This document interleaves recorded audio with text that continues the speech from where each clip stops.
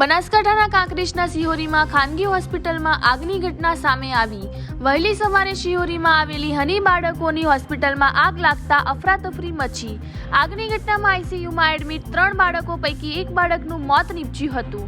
Short સર્કિટથી આગ લાગતા એફએસએલ પોલીસ સહિત તંત્ર દ્વારા તપાસનો ધમધમાટ શરૂ કરવામાં આવ્યો। કાંકરેજના શિહોરી ખાતે આવેલ હની હોસ્પિટલમાં આગની ઘટના સામે આવી હતી। જોકે આગ લાગતાની સાથે જ હોસ્પિટલમાં અફરાતફરી મચી ગઈ હતી।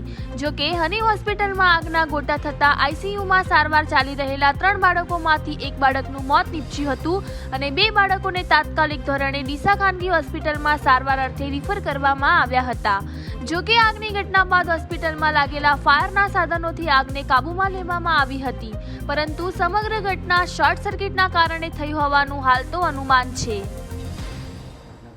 અત્યારે જે બને અહીં ઘટના આયા પછી ખબર પડી છે આ પ્રમાણે અહીં જે ખાનગી હોસ્પિટલ છે આ ખાનગી હોસ્પિટલમાં હજુ તપાસનો વિષય છે, પણ એવું કહેવામાં આવ્યું છે કે શોર્ટ સર્કિટના લીધે આગ લાગીને એના અંદર 3 બાળકોને કેઝ્યુઅલ્ટી થઈ છે।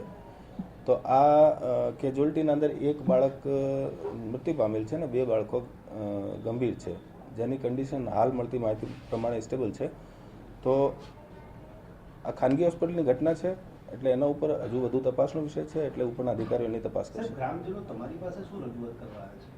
ગ્રામજનો રજૂઆત ડૉક્ટર બાબતે છે કે અહીંયા અત્યારે ડૉક્ટર 2 છે, પણ આમાંથી એક ડૉક્ટર હાજર છે, એનું ગામ લોકોના કહેવા પ્રમાણે વર્તન યોગ્ય નથી એમના જોડે। અત્યારે આરસીઓ સાહેબ ને ટીએચઓ સાહેબ પણ જોડે છે, એટલે મેં બધા ગામ લોકોની રજૂઆત સાંભળી છે અને એને ઉપરની કક્ષાએ મોકલવાની ખાતરી આપી છે।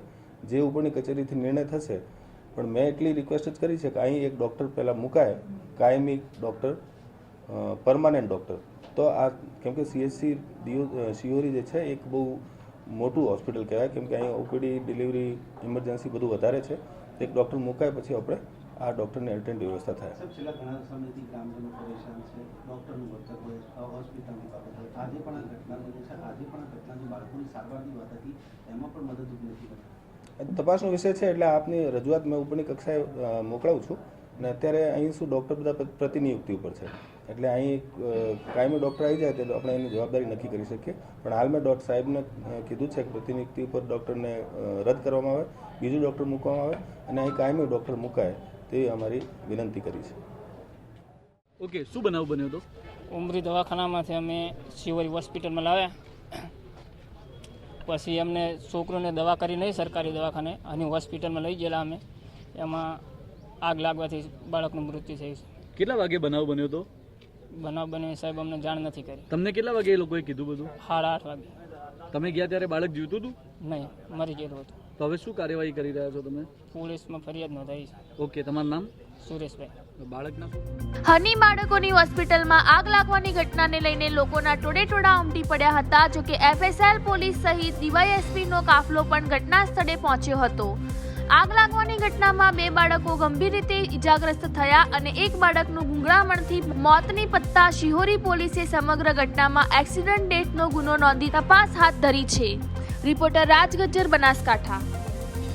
આજરોજ શિહોરી પોલીસ સ્ટેશનના જે હની હોસ્પિટલ છે, જે બાળકોની હોસ્પિટલ છે, ત્યાં સવારે લગભગ 5:30 વાગે આગ અકસ્માતનો બનાવ બનેલો હતો અને એ આગ અકસ્માતના બનાવમાં જે ઉમરી ગામના સુરેશભાઈ દેવસીભાઈ રાવલ છે, તેમનું 4 દિવસનું બાળક છે એ ગુંગળાવાથી મૃત્યુ પામેલું હતું અને બાકીના જે 2 બાળકો ત્યાં આઈસીયુ હોસ્પિટલમાં દાખલ હતા તેમને તાત્કાલિક પોલીસની મદદથી અને સ્થાનિક પ્રશાસનની મદદથી અમે ડીસા ખાતે રિફર કરેલા હતા અને તે હાલ કન્ડિશન એમની સારી છે।